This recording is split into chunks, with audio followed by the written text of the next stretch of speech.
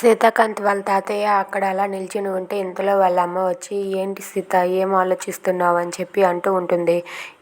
ఏం లేదమ్మా, ఈరోజు మనం మన ఇంటి పెద్ద దిక్కును కోల్పోయే రోజమ్మా, అందుకే అలా ఆలోచిస్తూ ఉంటున్నాను అని చెప్పి వాళ్ళ నాన్న ఫోటో చూసుకుంటూ అలా మాట్లాడుతూ ఉంటాడు.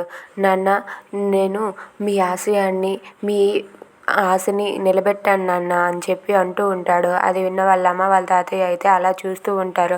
అవును నాన్న, మీరు ఈ ఇంటి పెద్ద దిక్కు, అలాంటిది మీరు లేకుండా మాకు దూరం అయిపోయి వెళ్ళిపోయారు.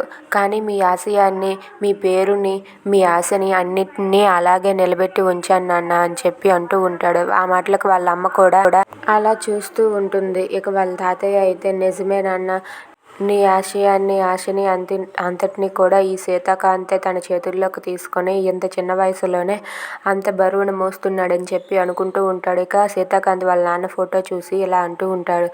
అదే మాట, అదే ధైర్యం మీద నేను ముందుకు నడుస్తాను నాన్న అని చెప్పి అనుకుంటూ ఉంటాడు. If you like this video, please like, share and subscribe.